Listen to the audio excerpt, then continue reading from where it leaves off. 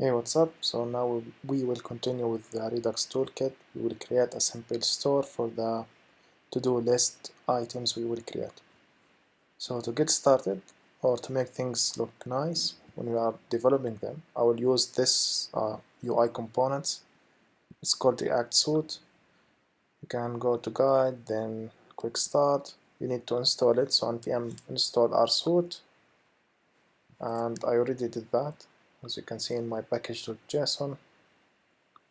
And if you go to our app.javascript, it's a little bit changed, so let me save this, and I will put a link in the description to the commit message where you can just copy paste this file and start with it. I don't want to waste time on this. I'm pretty sure if you are watching this video, you are good enough, or you have good information to do all of this on your own. It's not that hard. So this is now our current state. Now what we will do, we will create a store for the to-dos. So let's go to our features folder and create another folder called to-dos, and we will replicate the same stuff here. So we will have a to-dos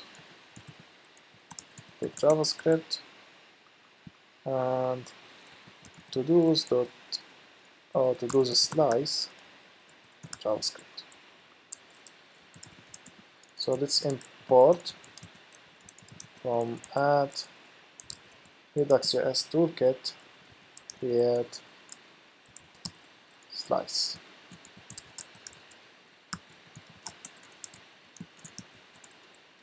So const to do slice will be equal to this function, or the returned value from this function, and pass to it a configuration object. So the name will be to-dos. The initial state will be, make it an empty array like this, and the reducers will be an object like this. So add, this will accept the state, and the payload. Let me format this file with the prettier, and state. As you can see, we have all, since the state is an array, we can push to it. And this is not the payload, this will be the action. So we will destruct the payload from it and push that payload into the state, and that will be for the add. Let's work with only the add for now. So let's destruct from the to-dos slice.actions the add action. We can format the document, and let's export the default, and that will be the reducer. And let's also export this. So let's go to our store.js inside our app, and let's import that. So import from features, then to-dos, then to-dos slice, import the default exported module, the to-dos user, and the key will be to-dos. That will be this. We format the document, and I already saved it, so let's go to the browser and check. So go to Redux, you will see the state. Now only have the counter. Maybe, I think it should have, yeah, I just had to refresh. It also has the to-dos now, it's an empty array. So let's go to our app.js, and now we will dispatch an action when clicking on this create button, and we will add this to the to-dos, right? So I will import a couple of stuff from React Redux. I use dispatch, and there is something about useDispatch. It can only be called inside a function component. Okay, so you can't put it here. only inside the function component. So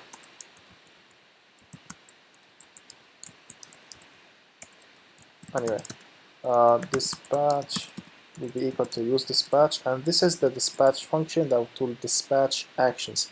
So let's import a couple or the add action from our features, Todos, useSlice, import the add action. Add on click this button. So on click we will assign it to a function that will dispatch the add with I'll give it now just a string like this. Let me format the document.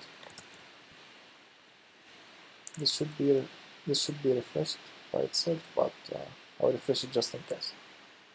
So I'll keep hitting create, and as you can see, we have our actions here. So Todos add, and this is our Todos. So let's make it dynamic to add the value from this form control. For this, I will use the useState hook and use it here. So the initial value will be an empty string, and this will be our to-do text, and set to-do text.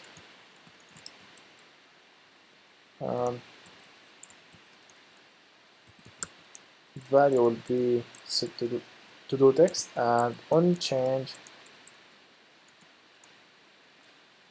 this would be, or I think I can do it like this. So let's test it. Oops, this should be the to-do text, right?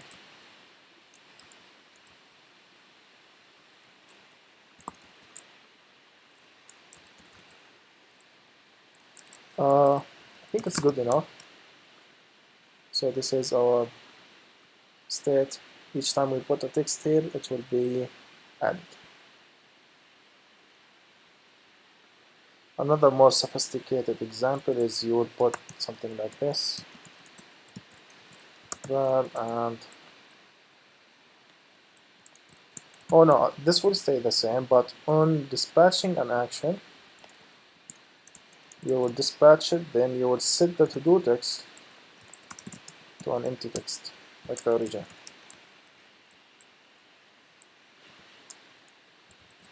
So as you can see, the inputs now clears. I think this is fine for now. I mean, I hope you see how simple this is. I mean, look at the to-dos slice. We got our reducer here. The actions have been generated dynamically. And this is our reducer. We exported it like this. It's really easy. It's really fast. And the cool thing, this state is an object that had been like modified by immer. So this is immutable. When I pushed into it, this will be an immutable action. So you don't need to worry about anything of that like that. So you just use it like any normal JavaScript array, and you will be good to go. So I think this will do it for this simple video. In the next videos, we will display these to-dos. Then after that, we will delete them. After deleting them, we will be done with the basics. Now we will go to the asynchronous functions. And that will be it for this video. Thank you.